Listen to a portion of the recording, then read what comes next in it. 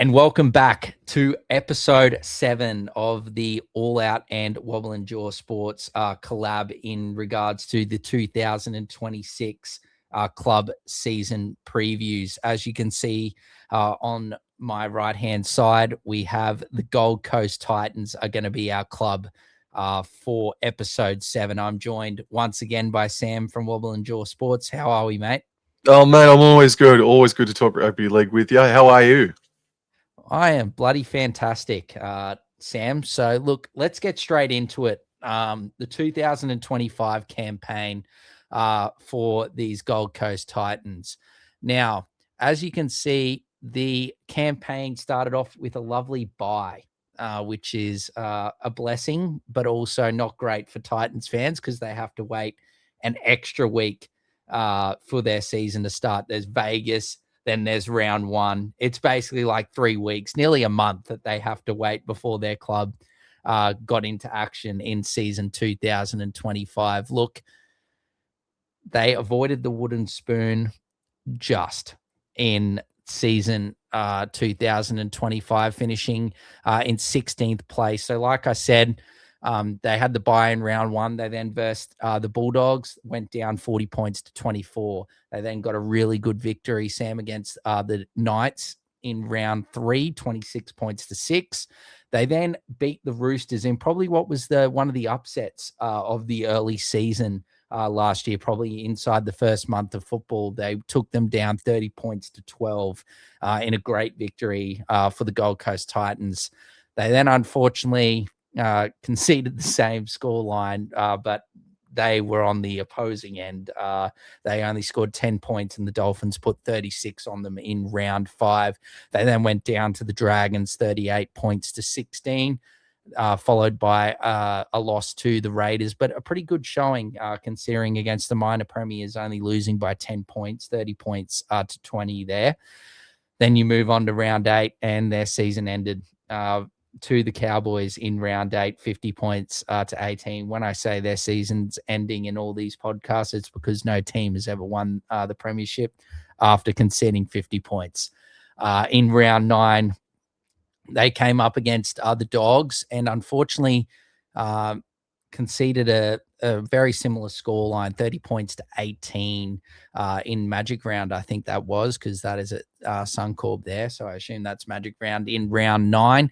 They then were able to take down the Knights again. The Knights, they loved versing the Knights in season 2025. The Titans got 2 from 2 against them. So not bad. But then, yes, they versed the Raiders again.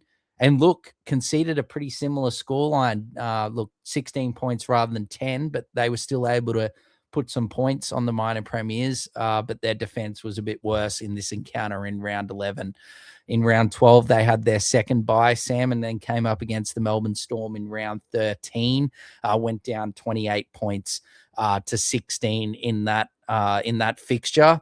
They then went up the M1 and got their unfortunately went down to the Broncos, 44 points to 14. And that was where the black jerseys were worn by the Broncos in that affair. They then went back home against Manly and were another surprising victory there, 28 points to 8. They were able to take down Manly, but I'm pretty sure, if my memory serves me correctly, Manly's record on the Gold Coast is abysmal. I'm pretty sure. I don't think it's very good at all, if my memory serves me correctly. So round 16 then came about and they went down to the Eels, 36 points to 20. They then went up to North Queensland and put in a better showing. North Queensland came down to them on the Gold Coast and put in a better showing than they did when they went up to North Queensland and conceded 50 points. They were able to only go down by 6 in a close affair at Cbus. Pretty sure Sam was at that fixture. Round 18 came about, and that was their third bye round. They then versed the Broncos down the Gold Coast. I was in attendance for this one. A sloppy affair, but the Broncos were just a bit too classy for the Titans there and prevailed 26 points to 14. They then lost to the Tigers in round 20 in a close one by 1 point. Heartbreaking for the Titans. But look, they're starting to improve. I'm seeing improvement here, that the losses aren't as bad.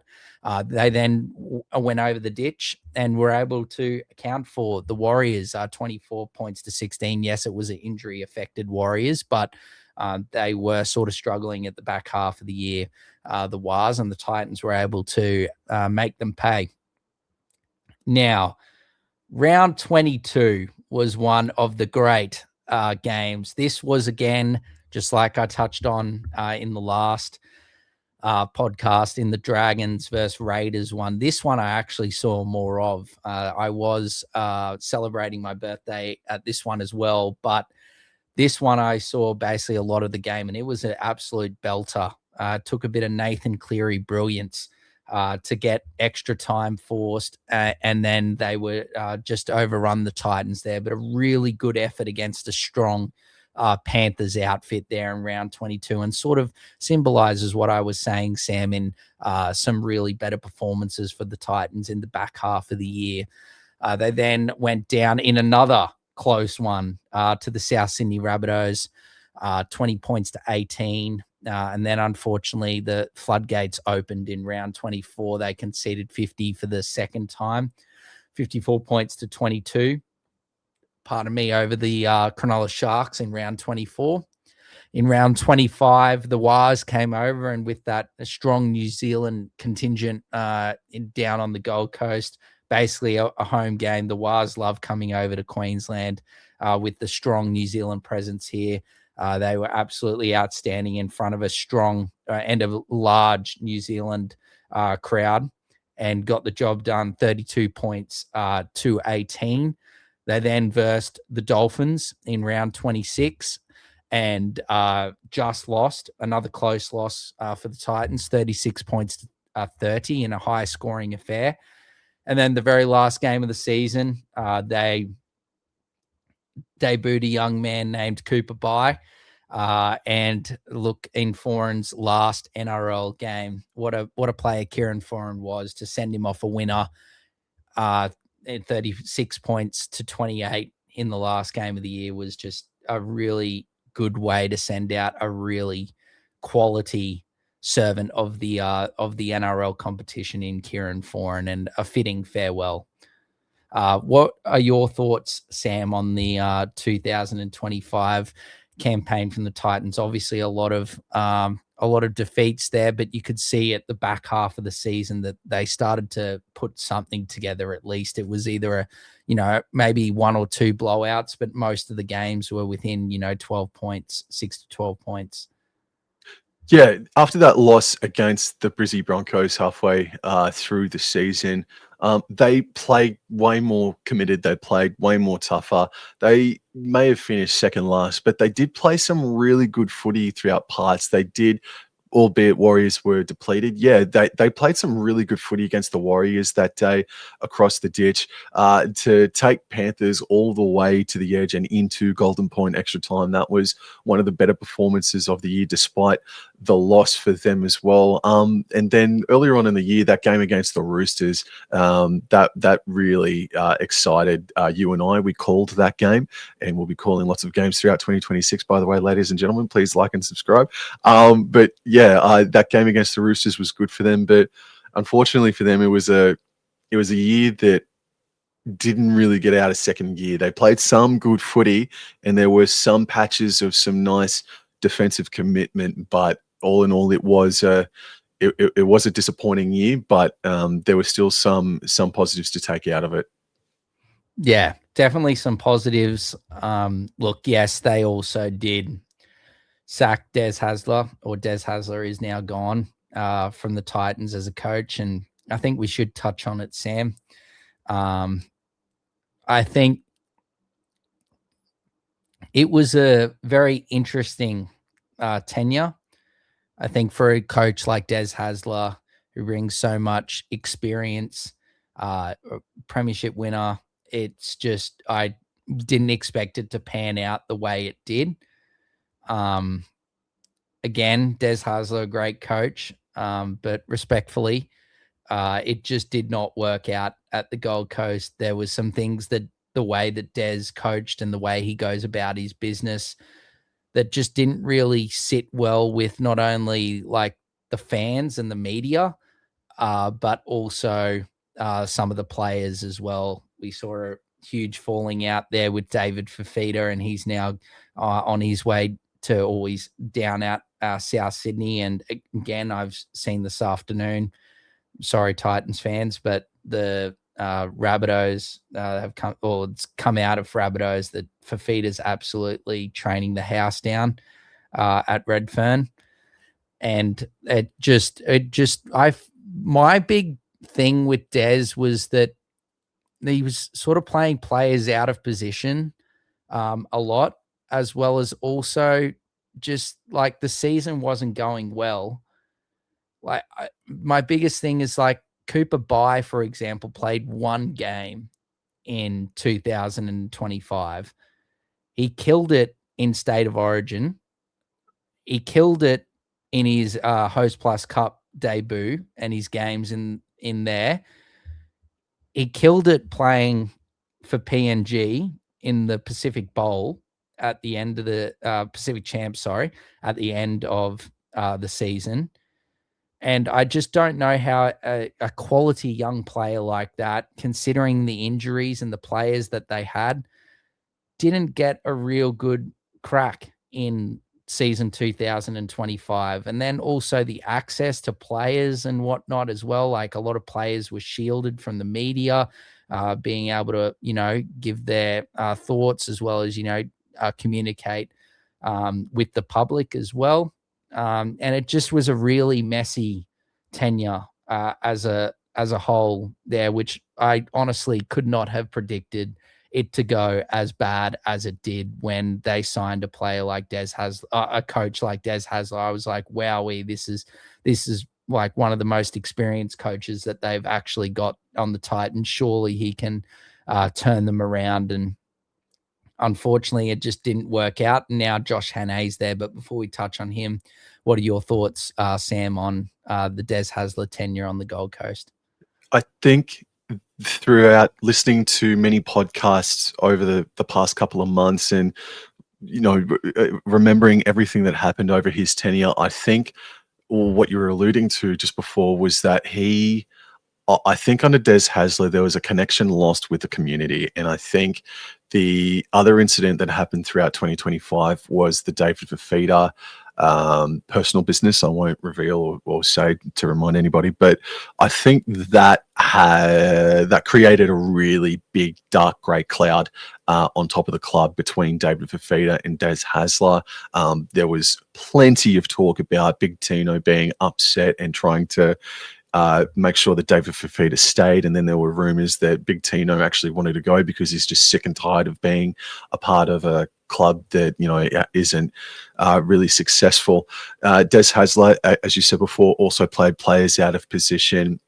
It was always going to be a big job. When the signing was first announced, I was really positive. I was really optimistic about Des Hasler turning the culture from attack to defense, or a really nice blend of the two, because as we all know, the Titans are predominantly known for their attack.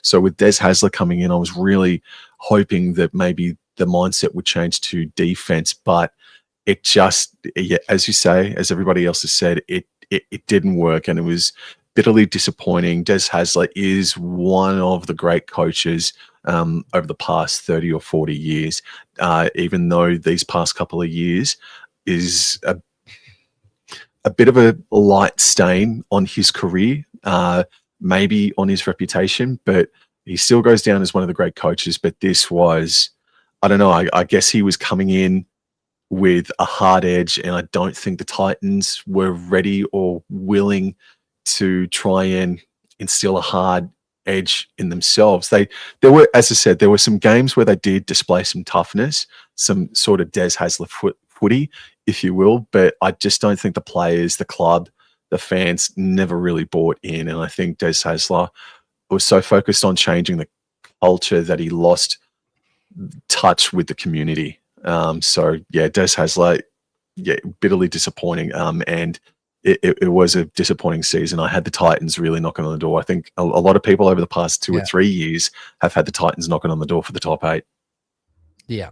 Yeah. But look, let's turn or change the approach here, Sam, and let's look at some positive things. And that's Josh Hannay, the signing of Josh Hannay to be the new coach of the Gold Coast Titans. I think this is a great appointment. Yes, he doesn't have the experience or the time behind him in regards of being a head coach, as some of the other candidates have had from the Gold Coast Titans over previous years.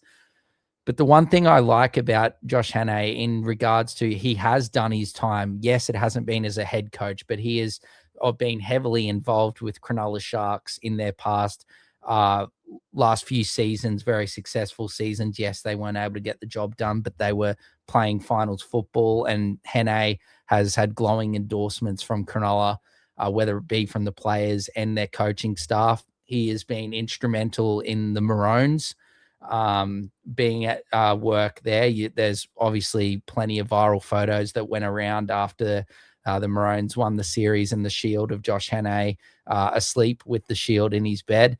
And I just think that this could be a really good signing, especially for the community aspect, Sam, as well. I think Josh Hannay will really bring the Gold Coast community back to the Titans after, yes, it didn't really work out too well between the community and Des Hasler. I think he'll be much more open with the community as well as the players and the media access and the community work and everything like that. Not that I'm saying it's been bad. I just think in previous seasons, I just think now with this appointment, I think it can be much better than what it was. And I'm really excited to see how Josh Hannay goes, because when this job came available and Hasler was sacked, I said to you and many other people, I said that Josh Hannay deserves a crack. He deserves a crack at the NRL level. And I believe that this could be a great signing for the Titans. Man, do you know the other fact as well, that this is the first Queenslander to ever coach the Gold Coast Titans as well? And I think that is a factor. I think that is actually really important. So a Queenslander is actually going to coach a Gold Coast Titans team. So yeah, there's already, I already said to you before, like just, you know, doom scrolling and editing while we were getting ready, like there's already like a fun day set up for Ipswich. So they are getting out into the community. And yeah, Josh Hannay was an assistant coach for North Queensland and then became an interim coach unexpectedly. I think he was the interim coach unexpectedly when John Morris was the head coach and then got sacked. So he does have some head coach experience. He does have some experience in dealing with drama, high-profile drama like coach exoduses sort of thing. But yeah, he looked really quite at home when he was an assistant coach with Craig Fitzgibbon at Cronulla. And yeah, no, his time in the Maroons has been really, really good with a couple of victories over the past few years. So I believe that he was more of an attacking-minded coach. I think that was for either the Maroons or for Cronulla, but in any event. Potentially for, I think he was backs coach potentially for the Maroons. I think assistant / backs coach. I'm not 100% certain on that, but I think that was the case. Yeah, but yeah, I like the link for Josh Hannay and the Gold Coast Titans. I really hope it goes well for Mr. Hannay. Yep. No, we wish you all the best, Josh Hannay. And hopefully you can do an absolutely fine job on the Gold Coast in season 2026. But look, this is the biggest list of players that we have gone through in, I think I saw today, Sam, Fox League posted, pretty sure it's like a $4 million clean out of players going from or leaving the club from the Titans. So let's get into it in great detail. So Jacob Alec Winky has gone, who featured a bit in the back end there as, second row forward there, also PNG International. He's gone over to the Super League with the Leigh Leopards. very talented youngster that you saw, Sam, as well as Cooper By in the flesh. Javon Andrews has moved down to the West Tigers to provide them with some halves depth. And Mr. Andrews was outstanding in that Origin campaign or that game up on the sunny coast. So I think he's going to be a very handy signing, and a really big loss for the Titans. I think the Titans, well, I think that's what I'm trying to get, or the gist that I'm getting from Hene is he's trying to get in some really good youngsters and build. It's not going to obviously happen just this year, but over the next coming seasons, he's trying to get the best youth players in and keep those good youngsters on the coast. Unfortunately, he wasn't able to save Javon Andrews. He was already gone before he got the role, and I think he'd be a bit upset about that. But thankfully for the Titans, they do have some quality options in the halves. Regan Campbell-Gillard, look, coming from the Eels, it really didn't work out how I think Regan Campbell and the Titans expected it to work out. He was one of the, I think he was actually the inaugural signing for the London Broncos. He was one of the, as you can see his photo there with Darren Lockyer, he was one of the main signings. I'm pretty sure the first one for the London Broncos. Isaac Fasul-Malawi has gone over to the Super League as well with Catalan. He's over there with the Catalan Dragons for 1 year before he comes back, and he is with the Perth Bears in season 2027. So it'll be good for his development to play more football, because he struggled to see regular time on the pitch underneath Des Hasler. So it'll be interesting for Isaac to get some regular football and then spearhead that 2027 campaign with the Bears. Now, David Fifita, in my opinion, the biggest loss of this list is, look, yes, it hasn't all been sunshine and rainbows with David Fifita. Yes, there was the thing that we talked about with Sam just alluded to before, the fallout with Des Hasler. He wasn't confident in his body in regards to, the training staff was saying, yeah, he's good to go. But then David was saying, no, like, I'm not right. Something's not right. And it just, like I said, it started off really well when he came across from the Broncos to the Titans, but it just didn't really end the way it was. And I again, no disrespect to Des Hasler, but I really think that Des Hasler tenure is really,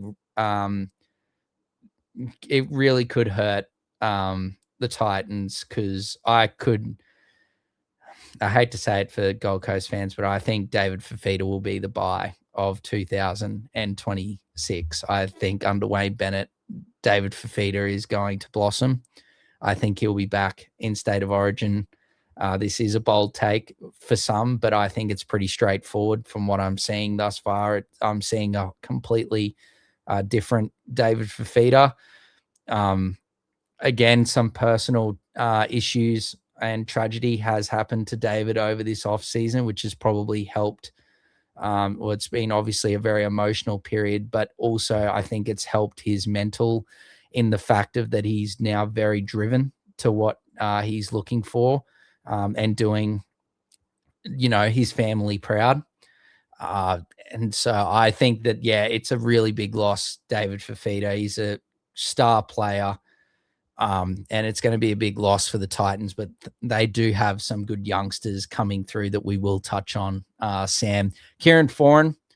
Look, Kieran Foran was great. Like, he tried his ass off for the Titans every time he put on the jersey. And look, you can say, yes, success didn't come the Titans' way, but it wasn't due to Kieran Foran the reason why they didn't have success. He tried his backside off.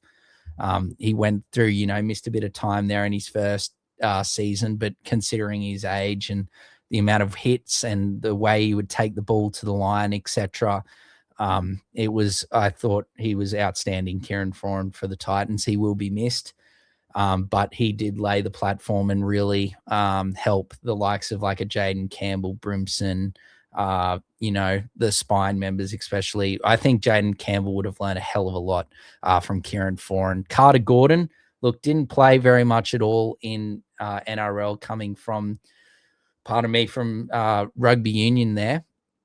He had a horrible run with injuries as well with his back. and it just didn't really work out. Again, I think he is a one that suffered under Des Hasler, didn't really get the opportunity he deserved, but also he missed a hell of a lot of time with injury, which also didn't help. So, look, I don't think it's a hell of a loss, but it's something that, what could have been with Carter Gordon. Brian Kelly. Brian Kelly, I think, yes, he's not the greatest center in the world, but he's not the worst. I think he's a solid and a definite NRL caliber outside back or center that I think will do well at Parramatta with, some really good halves there with Pezzett and Moses. I think Brian Kelly will have a pretty good season for Parramatta. Now, this one is very close, Sam, very close to pipping David Fafita for the worst loss is Khan Pereira. And again, I hate to be so negative, but again, it's due to Des Hasler. This man just got put into the abyss this season, and he is a quality player, a proven try scorer. He scores tries for fun, Khan Pereira. He is rapid, he is quick, and it really makes I feel sorry for Titans fans losing Khan Pereira, because I think that he is a really quality player, but he was just so done with Des Hasler and the lack of opportunities that he was getting. They're playing like someone like a De Groot who should be playing fullback. He was playing in centers and wing over Khan Pereira, which, look, no disrespect to De Groot, he's a good player, but he's just Khan Pereira. Now you've lost a really good youngster that actually had some NRL experience behind him, unlike Javon Andrews. So I think he could be a really handy signing for the New Zealand Warriors this season. Yes, he's got a bit of a fight to get into the starting side, but he is a quality player that I have no doubts that will do things at the Warriors that will make the Titans fans be very upset. So again, it's just, I'm sorry to be so negative, but it's just, these are some really bad losses for the club. And then so we've got Ben Leo, I think it is, or Leo. He's gone to the Brisbane Tigers. He missed a lot of last year's Hose Plus Cup campaign due to injury, only came back, I think, at the back end. So I haven't seen much of Ben, so I can't really comment too much on that. But we wish Ben all the best at the Brizzy Tigers. Ken Mamalo, look, it didn't really work out for the Titans with Ken Mamalo. He did play like a handful of games, but didn't play very much, I don't think, as he was expecting when he came there from, the Warriors and the Tigers. Mamalo came there and he just really didn't get a really good crack. So we wish him all the best in his next chapter of life in retirement, as well as with Kieran Foran. Kieran Foran's obviously now coaching down at Manly, back to where it all began there with where he spent a majority of his season, or his career, should I say, Kieran Foran there at Manly. But yes, all the best with those two in their retirement. Sean Mulliny has gone back to the Mackay Cutters. So that is great to see there. That was probably the best photo from Sean. He's looking very young that was back at his first stint with the Mackay Cutters, but it's great to see him back there. And just a little note for you, Sam, the North Queensland Cowboys do follow Sean Mulliny, so maybe it's not too out of the loop that he could potentially play for the Cowboys in either this year or in coming seasons. Now the last few, Josiah Pulu, he went, and again, this is just a common theme. I'm so sorry, but it is a common theme. And again, another one that suffered with the Des Hasler management, wasn't playing at all, was very good at the back end of 2024. He was really good, and it came around to 2025, and with the Des Hasler, it just didn't work out. It was very upset. I think you want to say something so far away. I believe, if I recall correctly, the drama was that Josiah Pahulu needed to play like 10 games, and it came to the final round of the regular season in 2024. He had only played 9, and Des Hasler kept him off, and that made him miss out on a payment or a contract extension or something or other. Yep. Yeah, upset him. And it's a bit of a theme here. Like, yes, you can say tough it up and whatnot, but if you're not getting respected and not playing football or top grade football when you should be, it's very hard, for a player to remain calm, especially with something like that, Sam, where you miss out on a payment just due to the coach just not playing you. And you could think that that's just out of spite. But look, Paulu hasn't really, made a real fist of it yet in Melbourne. We didn't see him at all, I don't No. think, in 2025, no. But it's Craig Bellamy. And there is a few losses, as we discussed in the Melbourne Storm podcast, which was episode 2 of this series. And I think he'll definitely get some first grade football. No Nelson Asofa Solomona down there at Melbourne this year. No Eli Katoa. I think Paulu is definitely going to play. And I'm very excited to see how he goes in Melbourne. But again, another loss for the Melbourne Storm. Now, this one's really sad, actually. Sam Stevenson, a really quality, or Stephenson, should I say, a real quality youngster that unfortunately injury has forced him into retirement. I'm pretty sure he was absolutely outstanding for the Maroons, Sam, when he played in that under-19s fixture. But unfortunately, I can't remember exactly what the injury was, but it was very severe to the fact of, it just wasn't worth to risk it and potentially like permanent life damage to the area. So we wish Sam the best chapter, and the Titans are doing a really good job supporting Sam. So we credit and tip our hat to the Titans for their efforts with Sam, and hopefully, he can have a good retirement and still be around footy and doing something that he loved.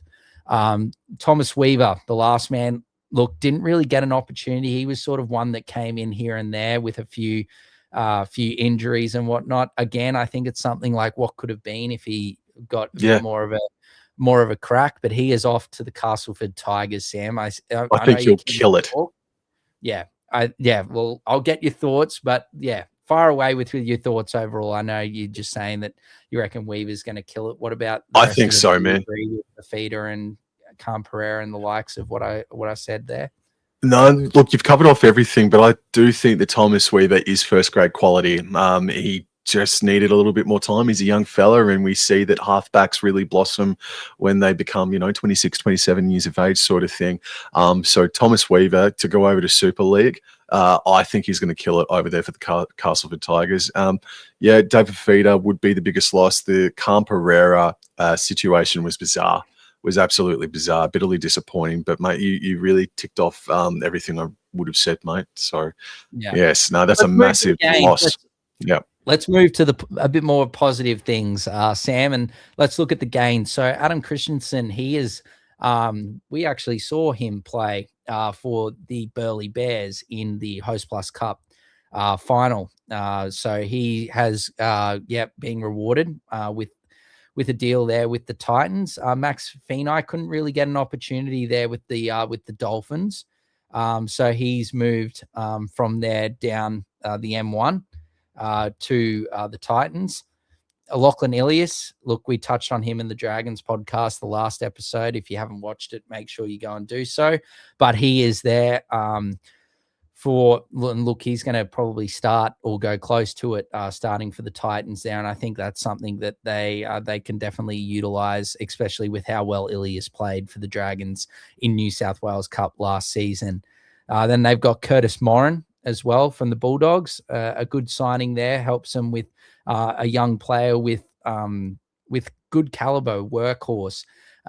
Definitely will provide another workhorse for the Titans, as well as some youth. Like, he's not too old, and he's also again, opportunity. He wasn't really getting a good crack at the Bulldogs behind multiple players there, your Salmons, Currans and like. So at least he'll probably see regular first grade this season on the coast.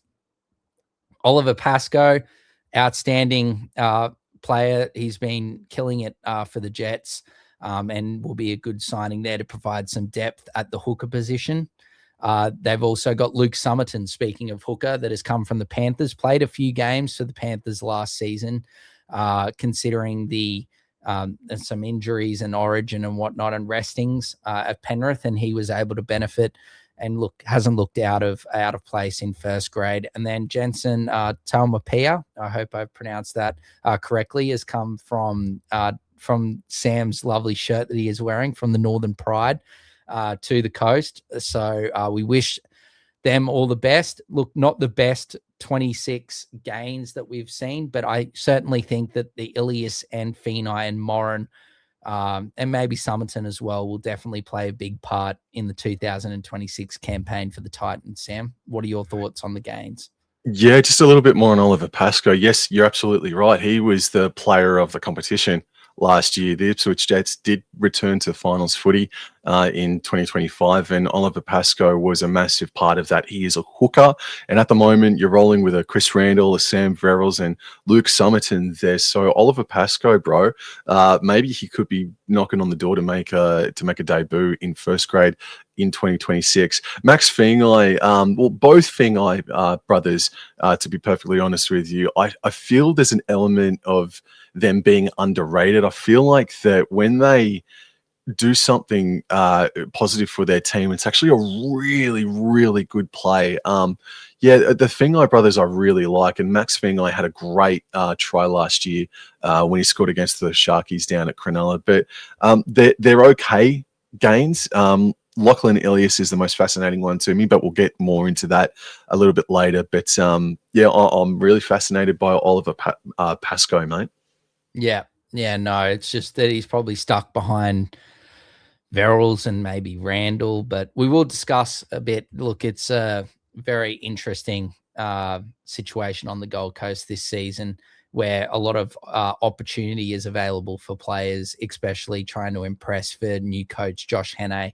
Now, Sam, let's move to your neck in the woods, train and trial squad for the Gold Coast Titans, and there are some handy young players and, solid players as well that have played a handful of games in first grade. So take it away, my friend.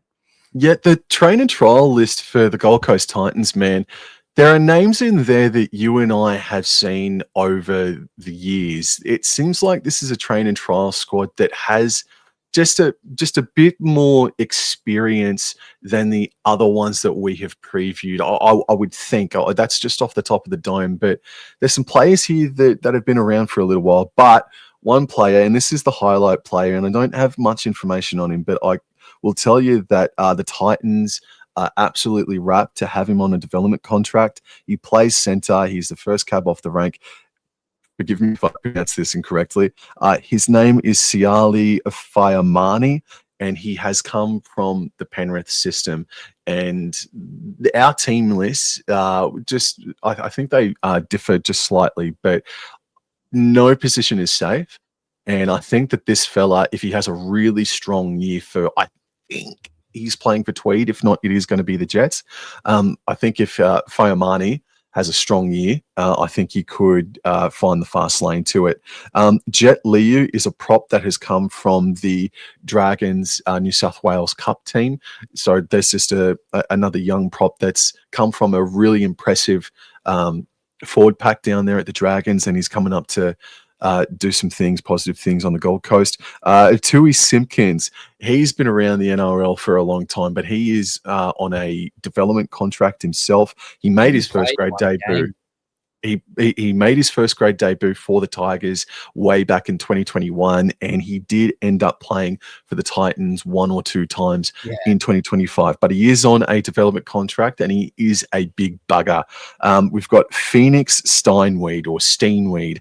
Please forgive me on these pronunciations. He is a second rower that has come up from the Sydney Roosters, and he is the stepson of Kieran Foran, if you don't friggin' mind as well. So he was actually killing it for the Tweed Seagulls last year, but an injury ruled him out. And I remember watching that game, and he was absolutely torching. I think it was the Cutters, But look out for Phoenix Steinweed. He is the second rower. The next player is Max Bradbury, and this player seems to he's got hype about him, but the hype has been there for a few years, and we just haven't seen him yet. So, you remember, Dor, where what was it? Lockie Miller was swapped for Max Bradbury. Max Bradbury is the player that was involved in that swap between the and Newcastle Knights and the Sharks. Yep. Yeah. So Max Bradbury went from Cronulla to Newcastle. Actually, no, it was the other way around. Sorry, Newcastle to Cronulla, and now moving on from Cronulla, he finds himself up in the Gold Coast Titans, and he is a former under-19s New South Wales representative. Ryan Gray, he's coming up from the South Sydney Rabbitohs. He made his debut for 2020 in 2025 for the South Sydney Rabbitohs, and wow, Gray was the leading tackler at the halfway point of the New South Wales Cup campaign in 2025. Kyle Pickering has as well. Yes, yep. And Kyle Pickering, he is an Italian representative that played in the Rugby League World Cup, and he is a second rower from the Newtown Jets. I always have trouble pronouncing his name. Dion Taupa, I hope I pronounced that correctly. Yeah. He did make his NRL debut back in 2024. That was for the South Sydney Rabbitohs. He played for the Ipswich Jets last season, and he also has represented Tonga at the international level. Michael Molo, brother of Francis Molo, coming up from the St. George Illawarra Dragons. I think those in tune with rugby league know about Michael Molo, and I think he could play first grade this year. He offers just a touch more experience than a couple of these other players in the top 30, and I wouldn't be surprised to see Molo appear in first grade throughout 2026. Logan Bayliss-Brow is a player that used to play for the North Queensland Cowboys reserve grade team, but he's predominantly been playing in Queensland Cup. Pardon me, he went over to Bradford in 2024 and played for Batley in 2025 over there in England. And now he's back and he's going to be playing for, I think it was the Tweed Seagulls. Yes, he's going to be playing for Tweed.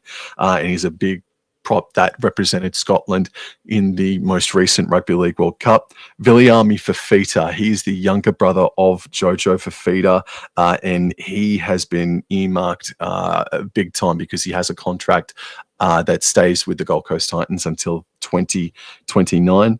We've also got Hawaiki Morrison. He's an outside back. Originally played rugby and has and lived in New Zealand, but has come over here looking for a new opportunity.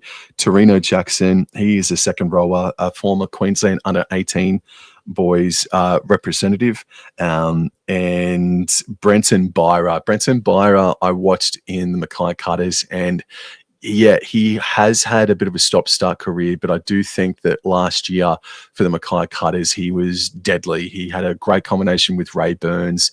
He is deadly. He's a tall bugger as well. He's like a Selwyn Cobbo, I would suggest. Maybe not as broad or as thick. But Brenton Byra's got a bit of Selwyn Cobbo about him with maybe a little bit more toe. So fingers crossed for Brenton Byra that he has a really good campaign. And then finally here, so this one, whilst we've touched on Siale Faiamini, I think this one here might be the most interesting of the lot.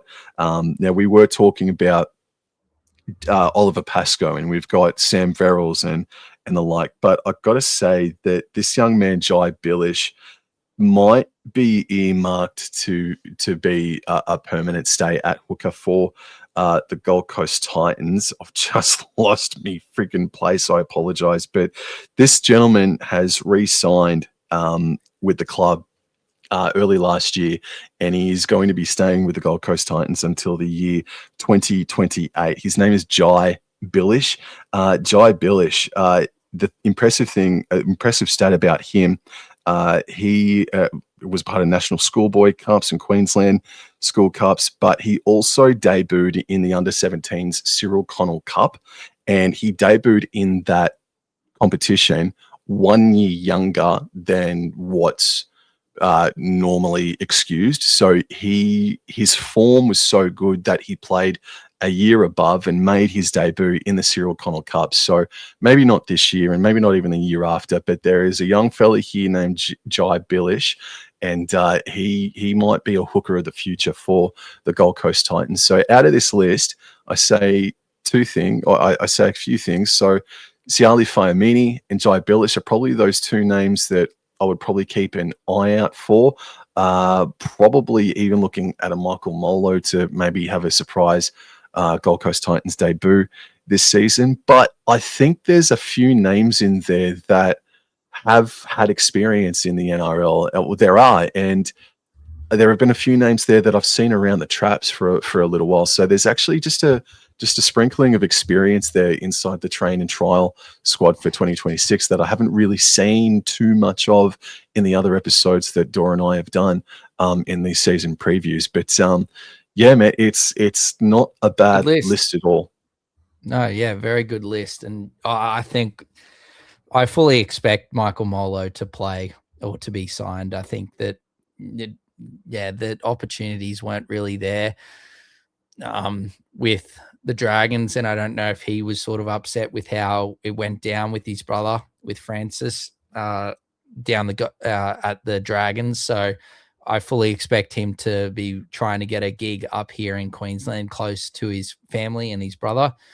So yeah, there's still a few spots I think on the roster. I fully expect Michael Molo to potentially, I actually would go as far as I think he will get either a contract that allows him to play first grade this season, because I think they can use him with their depth that we will touch on in the next segment. But like Sam said, a very good list of very young, exciting talent, as well as some good players that have got a handful of first grade experience as well.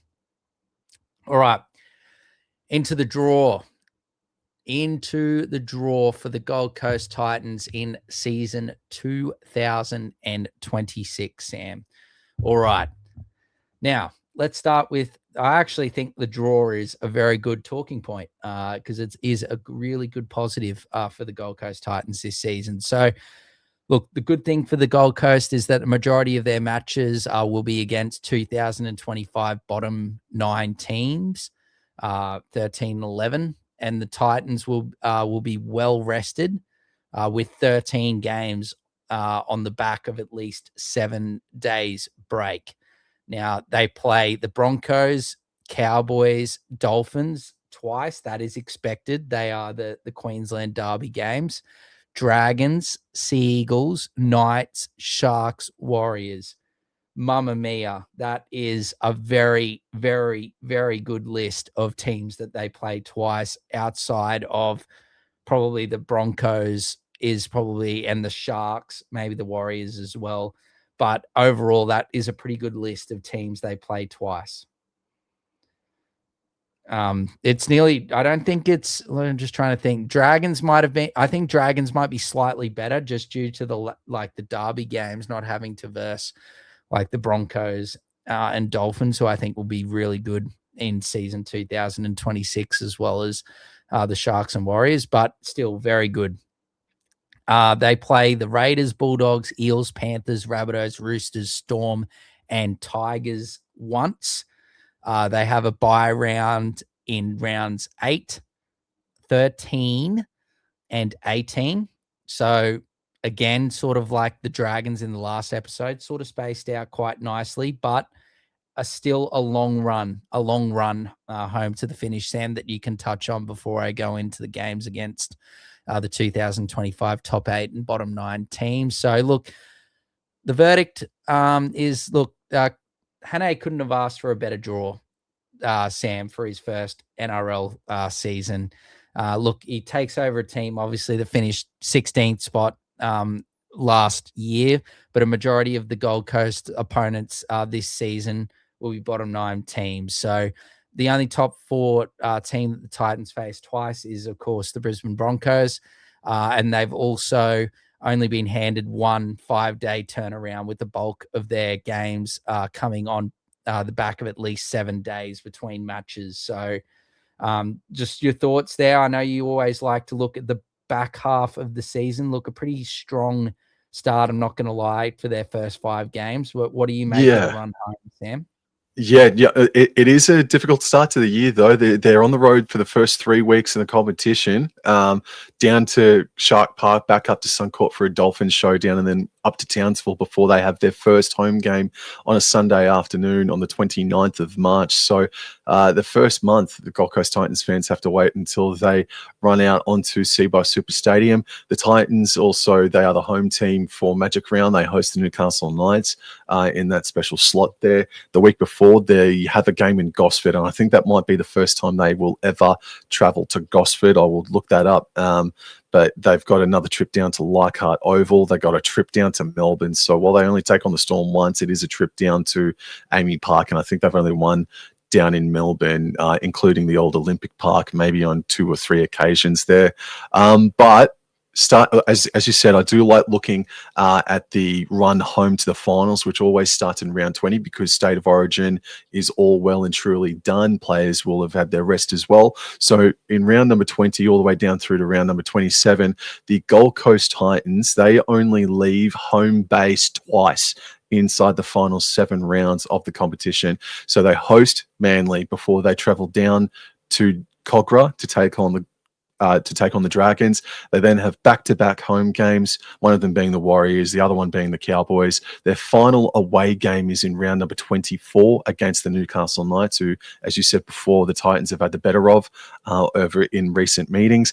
And then they have 3 straight home games to finish round number 27. The opposition is tricky, though. It is Cronulla, South Sydney, and Dolphins, but to have 1, 2, 3, 4, 5, and 6. Oh, hang on, let me say that again. 1, 2, 3, 4, 5, 6 home games from round number 20 onwards.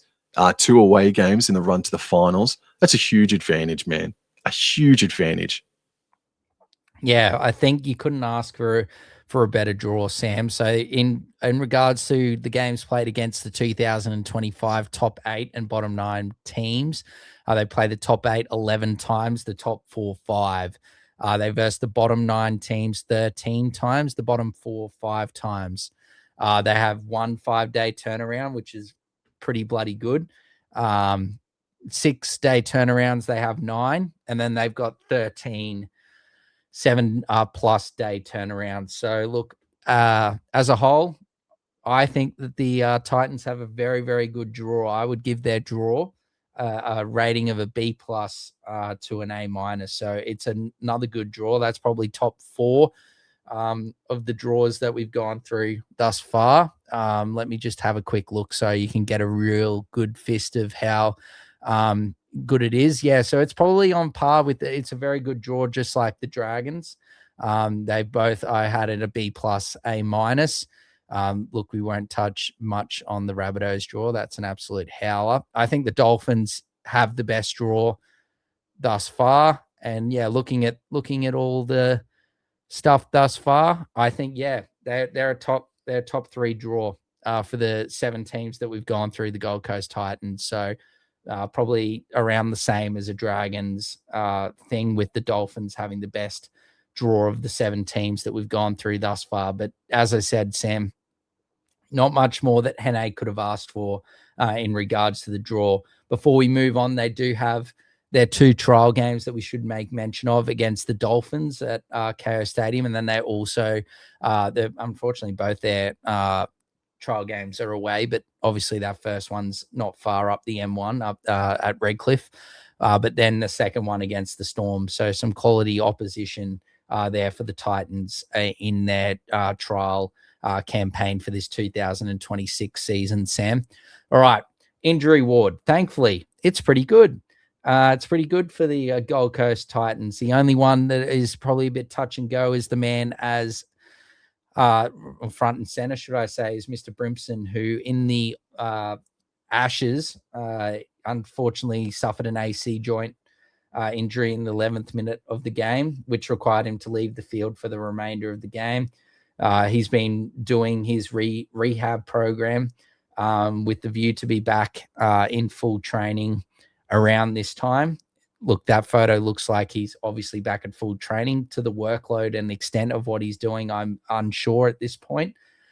He should be fine, but we just wanted to make note of that because he's sort of the one that's a bit that there is some talk about that he might be in a bit of doubt. But we think he should be fine to go. So let's get into our team list, Sam.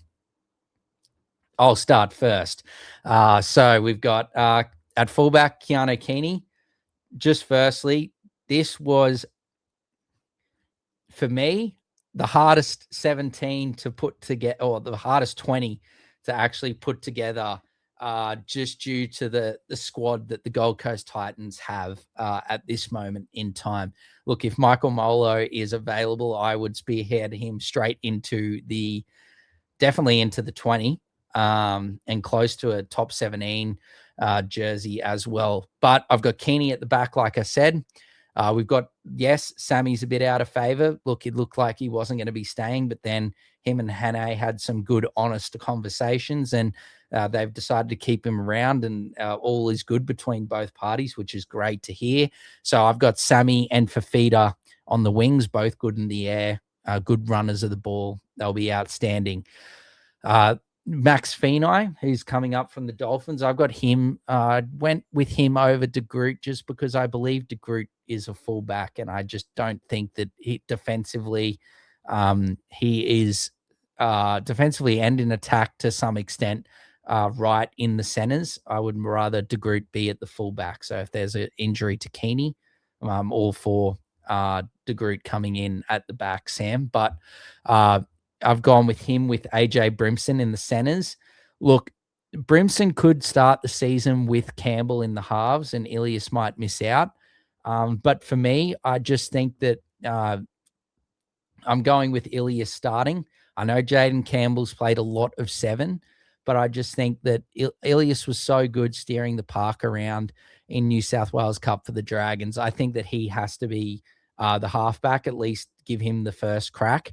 And Jaden Campbell has such an expansive running game that I think that would just be better for him. I think he's more of a 5'8" than he is a halfback. Look, Campbell is a quality player. He has re-signed with the Gold Coast for an extended period, which is great for the club. They could not afford to lose a player like Jaden Campbell. So I think, he'll be benefit immensely. I think playing at the 6 jersey, running the ball more often and supporting those middle forwards through the middle of the field. But that's the way I could go. But could I see Campbell and say Brimson in the halves, Campbell at 7, Brimson at 6, and then probably De Groot at the centers, as much as I hate it? Yes, I could definitely see it. But more just the De Groot at center I hate. Look, Brimson hasn't set the world on fire at center, but I feel like for them to fit with Keeney and whatnot, and now Ilias, I just think Ilias will be great for them to be able to lead them around the park, and Campbell can just focus on running the ball. His steps, his fends, his speed through the middle of the park will be absolutely outstanding, and can work really nicely with Bo Firma on the edge. Props Fodawaker and Jumpin' Jolliffe, or Jamin Jolliffe. Fodawaker will be looking for a better 2026 campaign after a bit of a lackluster 2025. He did have a couple of good games, but overall wasn't the best season from Fodawaker. So hopefully we see the best from him under Hannay. Sam Verrills is the hooker, very self-explanatory. Now, another pet peeve, Chris Randall at second row. It's nothing against Chris Randall. It just shows his versatility. It's more a pet peeve that there isn't really an option that I could say that Randall can go back to his utility position. To his credit, he was he was solid for second row for the Titans. So I just think he's got to go there. There's no real player that I could say, he needs to start over Chris Randall in the second row. I think Cooper Bye could potentially play second row, but I just wouldn't do that straight away. I think he more likes to play the lock position in the middle of the field. Bo Firma, ecstatic. Love Bo Firma. Origin, look, he did get shafted in Origin, respectfully, but he is a great player that will play for the Maroons again. Bet you my bottom dollar he is a quality player. And the captain, no need to speak for this man. He works his backside off every single game. And it's an interesting one. This is a big year for Tino. There's been a lot of talks at the back end of last season and into this season with what's going to happen with Tino in future years. There's been links to the Melbourne Storm. There's now a heavy link to the Perth Bears now with his brother signing Isaac over there in the Perth Bears. Really depends with what way Tino wants to go about things, or he can stay at the Gold Coast and potentially lead and spearhead this change. But I really think, like you alluded to earlier, Sam, that Tino's patience might be starting to run dry.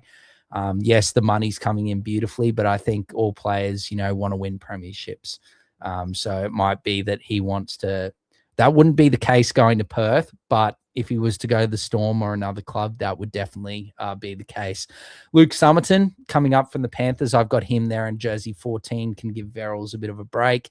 Handy player, will do the job. Cooper By, absolutely love this kid. The world is the oyster for Cooper By. He is an incredible specimen, a young human being that is going to take this competition by storm. He did that in his first game, and he was outstanding for the Kummels, and PNG fans are obviously raving about him a lot. Cleese Haas, look, he's moving into the middle of the field this season, so look, he could help Randall on the edge if required, if injuries come about, but he's looking to bulk up and play in the middle of the field, and I think he'll get a much better or more regular first grade this season, Cleese Haas, and I actually don't mind him as a footballer. I think he's will be very handy for the Gold Coast this season. Curtis Moran, the man that we touched on in one of the games for 2026, Sam, he is there for me on the bench, can play lock, potentially come in on the back row, second row as well if need be, and he's a workhorse, so really like that. From him, Zane Harrison, a lot of talk coming out of Gold Coast circles about this young man. One to watch, Mr. Harrison. Josh Patson, he was great last season in his opportunities. I was very close to making my 17, but just missed out. And then Brock Gray.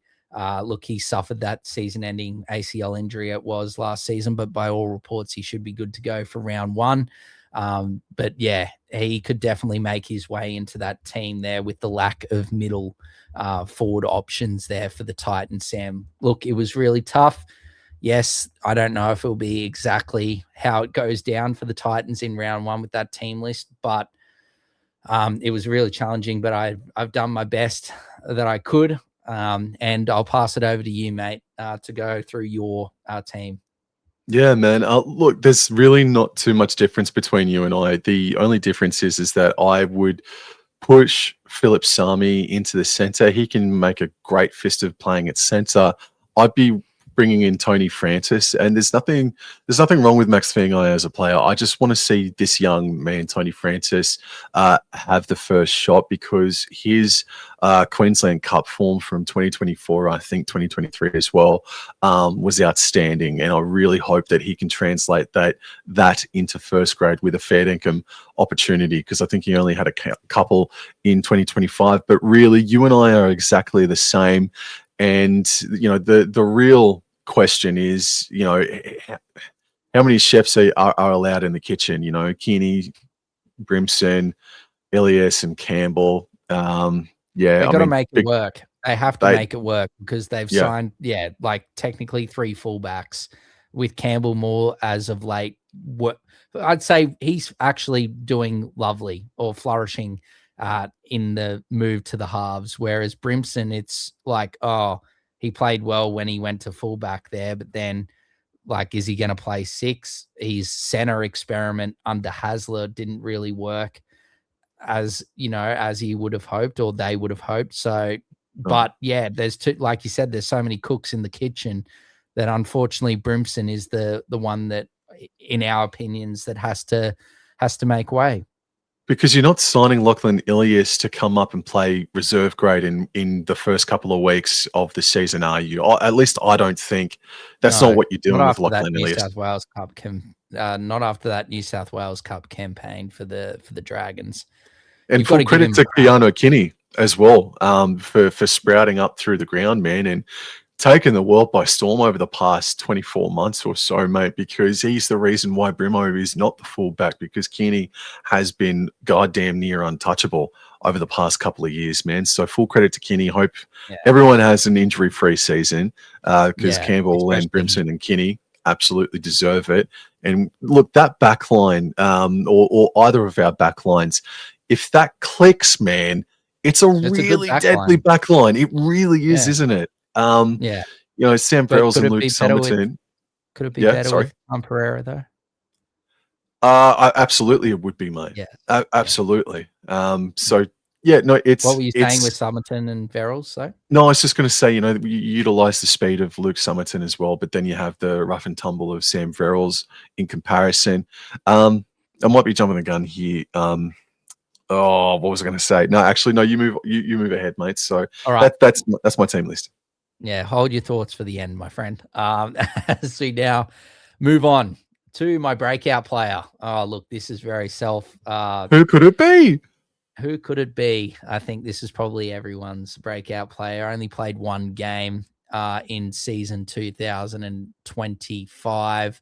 It is one Cooper Bye, standing at 6'4", according to what the information we have here. 192 centimeters. He is not a small human being. Very versatile as well with 93 kilos. He's got some good speed and tackle busting ability. I'm pretty sure now that I'm thinking of it, it's going to come to me. Who is the, I can't remember exactly, but there was a one in that game, that debut game for Cooper Bye.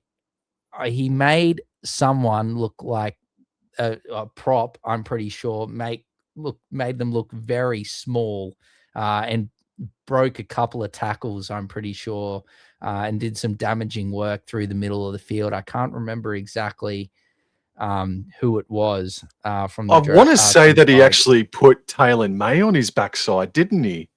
It was some Taylor reason- May. It It was, was, yes, wasn't it? It was, Yeah. yes, yeah. And Taylor May doesn't miss many tackles at all. And I'm pretty sure Cooper Bye's 2 tackle breaks were on the very, very strong defense of Taylor May. Look, he only played 29 minutes, but got through 76 run meters, had that line break, which was that run through Taylor May there. 15 tackles, did miss a couple, but you saw it. And you saw it as well in the PNG games in the off season. I said it before this, the Titans have to do everything to keep this man on the coast, especially with the uncertainty around Tino. If Tino leaves, this is your lock for at least the next 10 years if you can. This Cooper Bye is a very, very, very, very special human being, and I really do think that he is going to absolutely kill it and break out in season 2026, and will be a name that we think that I actually could put him, like, it's not really most improved. He's probably, I think he's my favorite to win Rookie of the Year. I think That's he a fair qualifies shout. because he's only played Yes, he does. one game. Yep. I think that his minutes, he's going to be playing, I reckon, like 50 minutes, I reckon, potentially more. And I'm going to go with a good thing to come from the coast this season will be Cooper Bye winning Rookie of the Year, Sam. But let's move to you, mate, with your breakout player. 7 episodes in, I don't think I've heard Dor as excited for a player as I have just then with Cooper Bye, mate. So that will be interesting. For me, man, look, it was going to be Cooper Bye as well. So to change things up a bit, I think Luke Summerton was a fraction underrated in his time at Penrith. He's coming up from the Penrith Panthers. And Luke Summerton, he's been training with the likes of Nathan Cleary and Isaiah Yeo for the past few years or so. Still a part of that juggernaut reserve grade side for Penrith, even though they didn't win it last year. He's still been a part of the success down there at Penrith. But with a new opportunity here to actually play consistently, even though off the bench, but for an opportunity to play consistent footy, Luke Summerton is a really crafty player with a truckload of speed.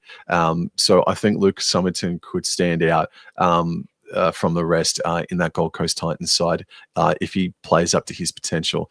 So for me, even though I agree with Cooper Bye being the standout option, I will also say that Luke Summerton could impress a hell of a lot of Gold Coast Titans fans throughout 2026. 12 games, Sam, over the last 3 seasons at Penrith. So look, yeah, not too bad at all.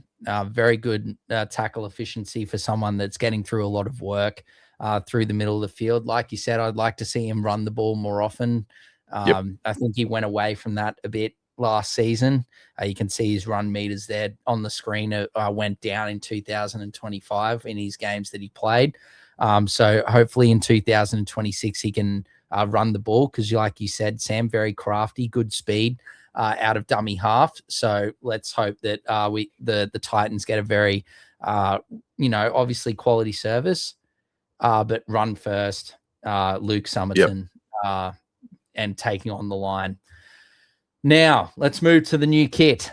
And wowee. No, don't think you're the biggest fan of it, but I absolutely love that away kit. That lovely yellow at the top into the blue. It just reminds me of the Gold Coast beaches. Take me back to the Burleigh Pav, Sam. That is absolutely beautiful, that jersey. I really do like it. And I do like how the incorporation of you can see sort of the V in the jersey with like the Titans logo sort of expanded in the back of the jersey there.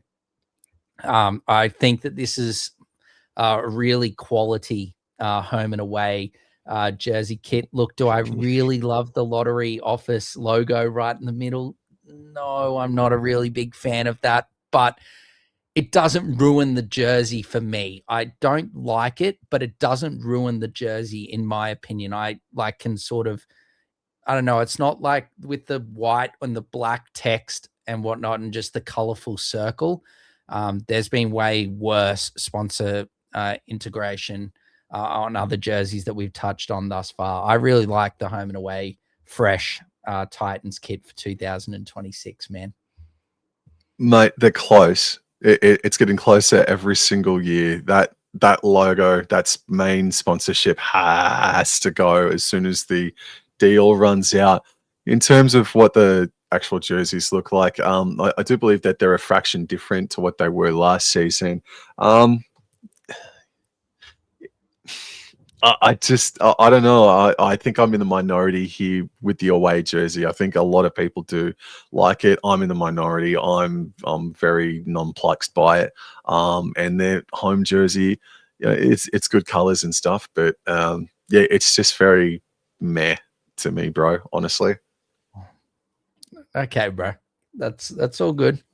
You're entitled to your opinion, but I am the complete opposite. I like the jerseys that the Titans have put out for season 2026. Yes, I talked a lot of positivity about a beautiful jersey and whatnot, but unfortunately, Titans fans, I think it is going to be a rough season. Sam can't even look at me in the face right now as we talk about this, but yeah, look, from the list that we've covered in the first 7 episodes, this is by far the weakest list. The lack of depth is also not very alarming in some positions. Yes, look, the positive is that I think that there's going to be a lot of youngsters that are going to really catch our eye from the Gold Coast this season. I did touch on Cooper Bye in winning Rookie of the Year, or that is my hope. But there could be some other really good stories. It could be like, Curtis Morin and like some of these players that, have had a bit of first grade, but are yet to really take the next step. They've got a really good, spine, as per se, with, Keeney, Campbell, Ilias or Brimson and Verrills there. That's a strong spine. And that's, with Tino, that's the crux of this team. You've got Bo Firma as well there. And the two middles go all right as well, with Fodawaker, representative obviously for Tonga and the Maroons. And Jamin Jolliffe's been outstanding since he's come to the Gold Coast Titans. So, but yeah, unfortunately, I've just got to be honest. And look, I say 14-17, but unfortunately, I think it is going to be a very tough challenge for the Gold Coast Titans to not finish in last position. I hope I am completely wrong. I don't think that they're any chance of making the 8, respectfully. But if they could finish above 14-17, that would be outstanding, considering the squad that they've got and the situation that Josh Hannay has walked into, Sam. So I'm sorry for being a bit negative, but I'm just sort of saying my piece and what I think. I think that it's going to be potentially, it could be them and Newcastle again down near the bottom. But I think that Newcastle do have a few more star players that could just lift them up a bit higher than the Titans. But yeah, for me, 14-17, but looking, unfortunately, very likely for the wooden spoon, in my opinion. Sam, what are your thoughts, mate? For the past couple of years, we have said that the Gold Coast Titans team on paper looks like a top 8 team. Just got to see them turn it around defensively. And now we enter 2026 with a brand new coach. A lot of wood has been chucked out of the woodshed. Wood. Yeah. And I've got to say that I agree with you that this is a weaker list in comparison to the past 3 seasons for the Gold Coast Titans. I still think that this on paper can get them close to the top 8. The issue for me, and I think for everybody else, is that we've been burnt by the Gold Coast Titans now for way too long. I'm not talking just the past 3 years. I'm talking about the past 10 or so. And it's at the point now where I just can't trust them anymore, unfortunately. It's an awful thing to say, and it's rare that I do say it, but I can't trust the Gold Coast Titans because we don't know, with all due respect to Josh Hannay, what kind of a coach he actually wants to be, what kind of philosophies he wants to integrate into these players. Do they just want to continue to be an attacking, juggernaut, or do they want to change things around defensively in aspects of that culture? I don't know. We don't know what kind of a coach Josh Hannay will or wants to be and how he wants the Titans to play. But, with that back line, you would safely assume that they're probably going to be more orientated on attack, and that might just make the place a little bit more nicer, a little bit more calmer, because Des Hasler is not there anymore. So I really hope that the off-season has been way more positive. I hope they are truly excited to rip in and tear, not just for themselves, but for the fans that have been aching for a very, very long time. Them and the West Tigers, the Titans and Tigers, are unfortunately, the most, driest of fan bases in regards to success over the past 10 to 12 years. So, there is some extreme talent. There, Tino in the back, in the back row, and then we've spoken about the back line. But I think the depth in the forward pack is where my main concern lays. And I don't think Khalees Haas. I'm sure he will do it, but I was still sort of ready for him to continue to go down the path of playing in the second row, which is why you and I were at 6s and 7s as to whether or not Randall should be playing in the second row, because I was thinking about maybe Haas. But in any event, I think their weakness at the moment is that they've not got a hell of a lot of depth in the forward pack. There's been a lot of changes, so it's going to take a long time to gel, I think. But hey, maybe they could hit the ground running. Do I actually have them in at wooden spoon? Yeah, it's close. It's really close. Like when I say 14 to 17, it's not going to be 14th or 15th in my opinion. I think Josh Hanna's got an enormous road ahead, and there needs to be, unfortunately, another call for calm, another call for patience by those that run the club, and the fans unfortunately do need to chill out throughout this year and just let the boys organize things, let them gel together and figure their things out. Because I too want to see the Gold Coast Titans successful. I really do, man. But at this point, they were the worst defensive team of 2025, not by much, but they were the worst defensive team of 2025. And under Josh Hannay, I don't know what they're going to do. I don't know how they're going to do it. But it's also the fact that I just can't. I don't think anybody can trust the Gold Coast Titans until we actually see them take strides into adapting and evolving into a threat. Because right now, unfortunately, they have not, and we've thought for a few years in a row now that they could be, and now with a weaker list, a brand new coach, I just think all trust is out the window, and unfortunately, I do have them in my bottom four. Yeah, no, that's very fair, Sam. I've just put up for everyone to see the article about that the Titans released on Monday about Cleese Haas embracing a new challenge and working with his brother Payne about the shift into the middle. This could be something that has come from Josh Hannay as well, that he wants to see Cleese Haas in the middle of the field, but no better person to be learning from than the best forward in the NRL in Payne Haas. So he's got a very good brother to lean on, and it should do absolute wonders for Cleese Haas, Sam. But look, I think in reflection, really good draw for the Titans. That's the positive. Like $4 million worth of losses, some really big ones there, which are really going to sting this season for fans and the club. But I think the appointment of Josh Hannay, the connection with the community, yes, it's not going to happen overnight or in a year. It's going to take a few years. And yes, it is calling on Titans fans to be patient once again. But I really do think that Josh Hannay can do some really good work on the Gold Coast. I think he'll be wanting to look respectfully. If you look at the 2025 form, it's their defense.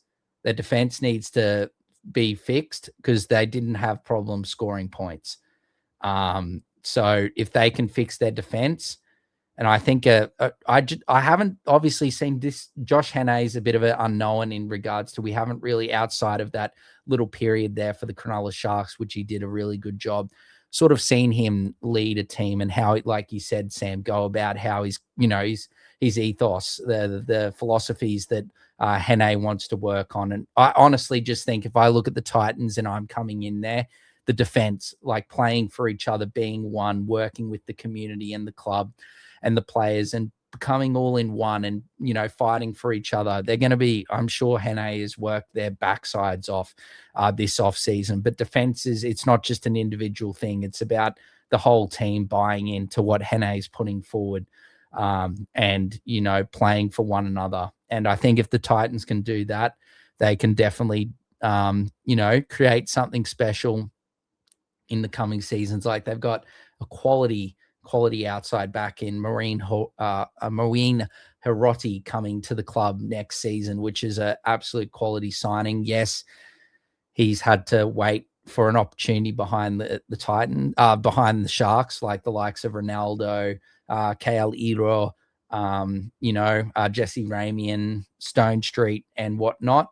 But he is a quality player, and I think it speaks volumes of the player that Hiroti is, because the Titans wanted him right away, but Cronulla said no because of the injury to Ronaldo Mulatalo in the off season or in the Pacific Champs. So yes, I think a good way. I think this is like the stepping stone. This is the first block. Yes, it's starting all over again, but I think this truly, I really do trust Josh Hannay. I don't know what it is. I don't know if it's just because he's a Queenslander and my bias is coming out in me, Sam, but I truly believe that Josh Hannay can do something for the Titans. And hopefully, yes, it's going to be probably a rough season, but I think we'll see some blocks put in place that could lead to something special. And I'm sure that they're going to be working to try and get the best young talent as possible to the Gold Coast to work around these players. They'll try everything to keep Tino, but I honestly think it might be a very tough task to keep Tino, especially with his brother going over to Perth. If he wants to keep doing what he's doing, earning the money and trying to, spearhead a team to the finals, then yeah, I could see him going to the Bears or staying at the Gold Coast. Or if he wants to win, well, yeah, it could be someone like the Melbourne Storm that he potentially chooses to go back to. But yeah, I think that this could be something good for the Titans in terms of building, but it's going to be a rough season. It's more going to be on development and the trust and combinations and their work with their coach and the community. So it could be rough in terms of results, but I think there will be some positives coming out from the Titans from this season of 2026. So thank you so much, everyone, for listening. I think we've gone into it in real detail for a team that like the Titans. I think that we've done our absolute best to, yes, it was a bit negative, but to provide some real positives coming from the Gold Coast this season. Sam and I are both really keen on Cooper Bye and also very excited for Josh Hannay and think that he could be the one that the Titans have been searching for. If you haven't done so already, make sure you follow and subscribe to Sam and I on, obviously subscribe to us on YouTube and follow us on all social media platforms. That is episode 7, the Gold Coast Titans, all done. Thank you guys so much, Sam, for your help in helping me do these series, and to you guys, the listeners and watchers, for all your support throughout this series.